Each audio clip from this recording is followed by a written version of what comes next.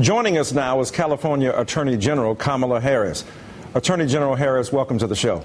Thank you. It's wonderful to be here. Thank you. You know, before we even get into the specifics of President Obama, and of course this is his birthday, you have a similar story to Barack Obama, and you brilliantly used the outlines of your story when you were campaigning for Attorney General because you had to win a statewide office. Give us some of the parallels between your experience and Barack Obama's experience that resonate for so many voters.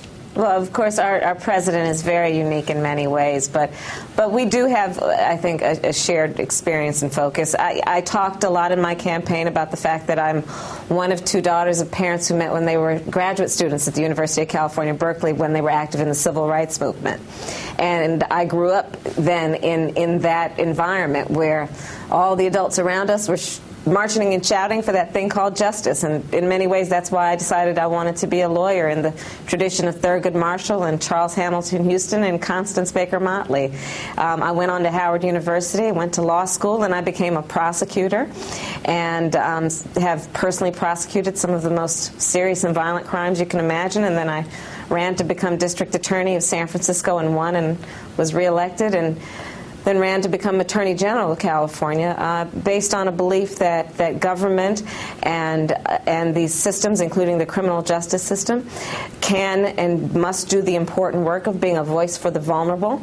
But we also must be committed always to being the best that we can be, and that includes reform of broken systems. Sure. And in light of that extraordinary experience, do you think President Obama himself, having grown up in similar situations, of course, with his own unique story, is doing enough to really resonate with those people who identified with him so powerfully? Is he doing enough to live up to America's promises?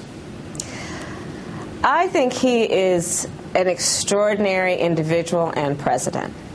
Part of what he talked about and what really was powerful in that campaign for president in 2008 and continues to be is the power that Barack Obama as president and then as a candidate had to really build coalitions. And by that I mean to bring together people who seemingly have nothing in common but have everything in common. When we think about what most people want for their children or the dignity with which they want their elders to live, thinking about what we all want in terms of having a quality of life that allows hardworking people to understand and truly realize the American dream. That's what Barack Obama talked about. That's what he did.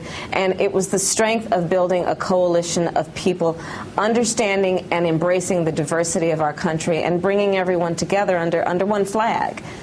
Yeah, a lot of people, however, have said that Barack Obama has been willing to compromise too much, that he's gone the other way, that compromise turns into capitulation and that negotiation turns into surrender. What do you say about those people who task him with the unenviable responsibility of holding harder to his democratic principles and pushing those on the table with equal ferocity? I think he understands that the reality of leadership is and success is an embrace of compromise. And some might interpret compromise to be defeat. But what I think we all know in any relationship, be it a personal or professional relationship, is that the way it is a functional relationship is usually that each individual who is a part of it engages in compromise for the better and greater good. And this president appreciates that. He has led and I think has demonstrated the importance of leadership that does not allow pride to associate with any one position and instead is committed to bringing the country forward. And if we want to talk about what happened recently, listen, we were on the verge of collapse. We now have a situation where we will pay our debts, where people will have their Social Security benefits, where small businesses will be able to continue being in business. And that's about leadership under very, very difficult times. This president is someone who came into office under unprecedented difficult times and has shown, I think, a remarkable level of dignity and maturity in his leadership.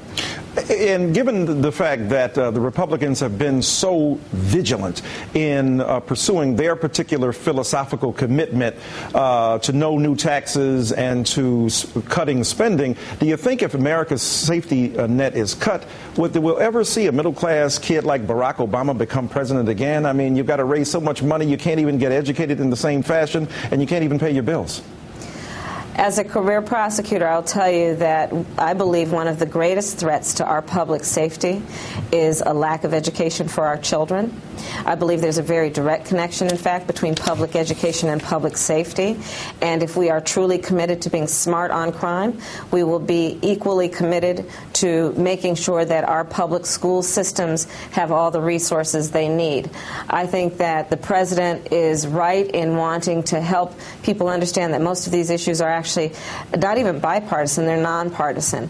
Whether you're a Republican or a Democrat, you want your child to be able to live a productive life, and that's going to start with a meaningful education. Well, that education is going to be a function of our priority as political leaders to give the education system the resources it needs. And I think that most people, regardless of their party affiliation, would agree with that. And it's time that we act like adults when we sit in these positions of leadership in legislative houses, and we stay committed to the values that we have as it relates to our own family. We should see our responsibility as being a responsibility to our constituencies that is equal to the responsibility we have to our own family, which is to make decisions based on what is in their best interest and not ours. California Attorney General Kamala Harris, thanks so much for joining us tonight. You're welcome. Thank you. It was wonderful to be here.